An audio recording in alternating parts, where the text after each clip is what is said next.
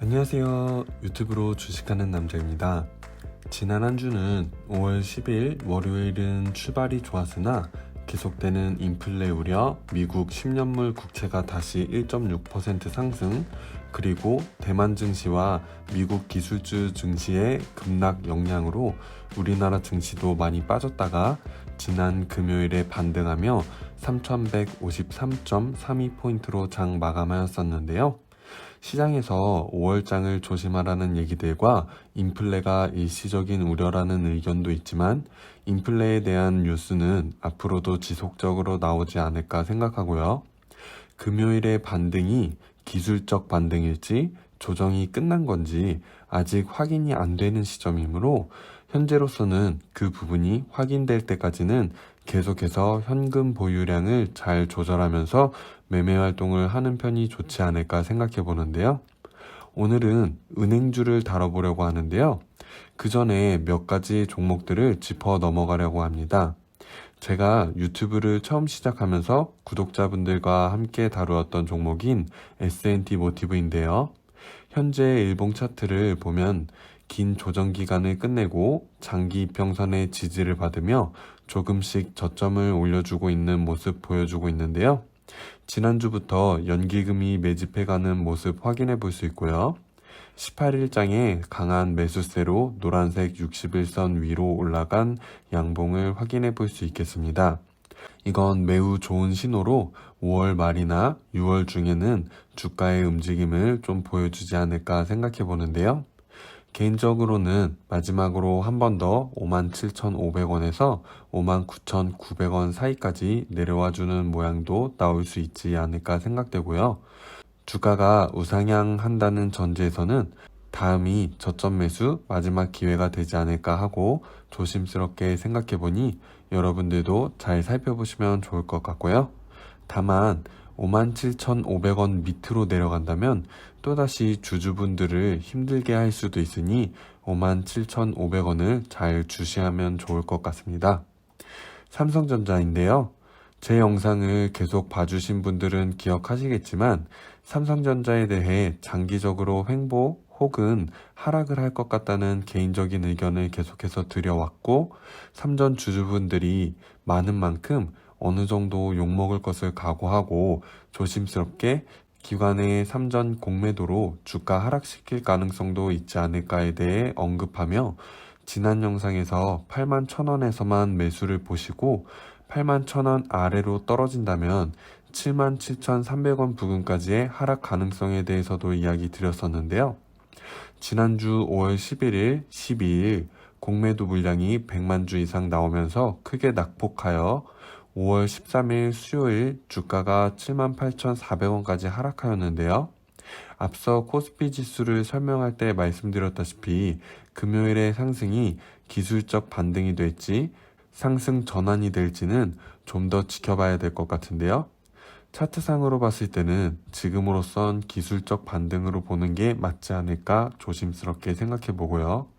상승 전환으로 해석하고 지난 하락장에서 매수를 봤다면 저점 매수를 잘 하셨겠지만 기술적 하락으로 아직 하락이 끝나지 않은 거라고 해석한다면 추가 하락의 가능성이 있을 수 있으니 잘 판단하셔서 매매 활동 하시면 좋을 것 같고요.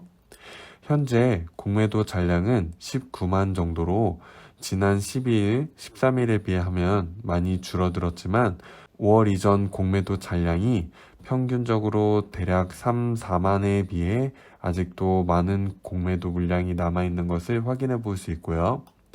제 경우는 보수적으로 현 시점에서 저점을 다시 한번 확실히 다져주거나 혹은 바로 81,000원 위로 다시 올라와 주어 확실히 상승 전환이라고 생각될 때 81,000원에서 매수를 보는 전략을 취하고 있는데요. 지금으로서는 81,000원, 77,300원, 72,000원을 주시하면 좋을 것 같으니 참고 부탁드립니다. 그럼 오늘 본제로 돌아와서 최근 연준에서 금리 인상 얘기가 지속적으로 나오며 은행주가 주목받고 있어서 은행주를 살펴보려고 합니다. 오늘 살펴볼 종목은 KB금융, 기업은행, 신한지주, 우리금융지주, 하나금융지주, 한국금융지주 이렇게 6종목을 살펴보려고 합니다. 우선 우리나라 금융주의 흐름에 대해 알아볼 필요가 있겠는데요. 우리나라 금융주를 살펴보기 이전에 여기 미국 은행주를 대표하는 JP모건 체이스와 뱅크 오브 아메리카의 월봉 차트를 가져와 봤는데요. 여기 코로나 영향으로 인한 하락이 크게 있었지만 동일한 움직임으로 꾸준히 우상향하는 모습 보여주고 있고요. 중국은행은 제가 잘 몰라서 중국주에서 은행으로 검색했을 때 상위 두 종목인 평안은행, 영파은행 두 종목을 가져와 보았는데요. 두 종목도 마찬가지로 비슷한 움직임으로 우상향하는 모습 보여주고 있고요. 일본의 3대 은행인 미쓰비시, 스미토모, 미즈호, 세계기업 모두 너무나도 비슷한 양상으로 움직이는 모습 확인해 볼 수 있겠는데요.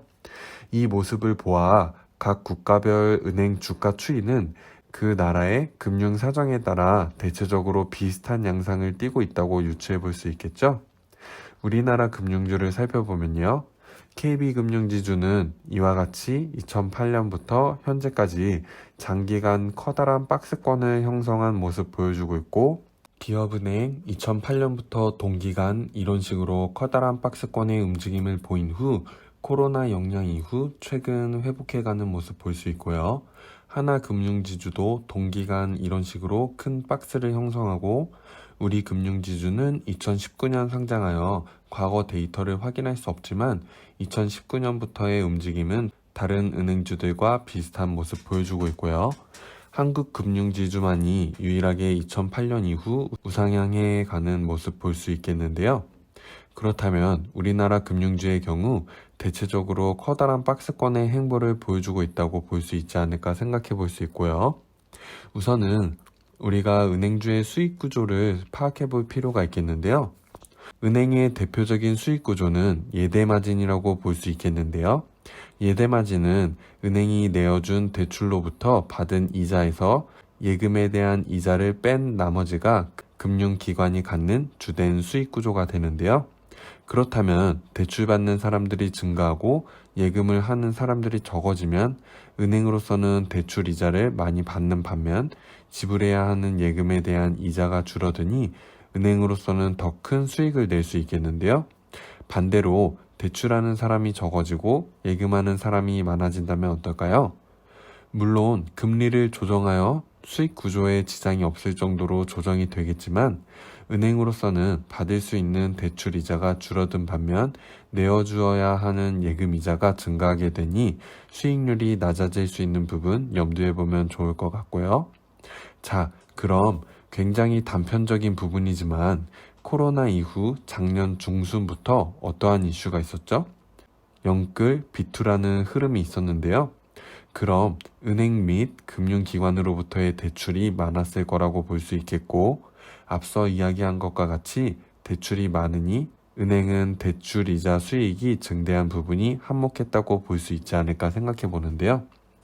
올해 2월 이후 주식시장의 성장이 부진하면서 작년 같은 성장세를 이루어주지는 못하고 인플레 우려, 금리 인상 등으로 계속해서 불안한 장세를 만들며 주식 투자에 대한 공포심을 증대시키고 있으면서 최근 자금 흐름이 성장주에서 가치주로의 이동을 보여주고 있습니다. 그러면서 주목받는 섹터 중 하나가 은행주인데요. 은행주의 경우 다른 기업들과 비교해 봤을 때 기업 고유의 기술적인 경쟁이 아니므로 간단하게 재무 상황이 크게 문제 없다면 시장의 흐름에 따라 비슷한 움직임을 보여줄 거라고 생각해서 자세한 기업 분석은 넘어가고 지금 은행주에 투자를 해도 되는지, 하게 된다면 어느 은행주에 투자하는 게 좋을지 차트와 함께 살펴보려고 합니다. 사실 최근 은행주에 대한 이야기가 나오고 있지만 은행주 역시 이미 많이 상승한 모습이고요. 먼저 KB금융 차트를 같이 살펴보겠습니다. 월봉 차트를 살펴보면 지난 코로나 이후 약 127% 회복 상승한 모습 확인해 볼 수 있겠는데요. 가파른 상승으로 전전 고점인 부분까지 올라온 후 전고점을 향해 상승해 가고 있는 모습 확인해 볼 수 있고요. 일봉 차트상으로는 매우 완만하게 이평선들이 정배열을 이루며 상승해 오는 모습을 볼 수 있겠는데요. 하지만 주봉 차트상으로 확인하였을 때 RSI 보조지표상으로 현재 과매수권에 들어가 있으며 이평선들이 정배열을 형성해 가고는 있지만 커다란 괴리감을 나타내고 있는 모습 보여주고 있는데요.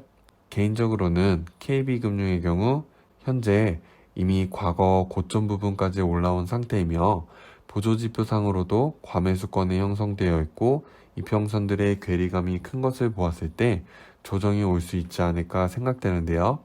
만약 조정이 온다면 53,000원, 그 밑으로는 5만원까지도 볼 수 있지 않을까 생각해 봅니다.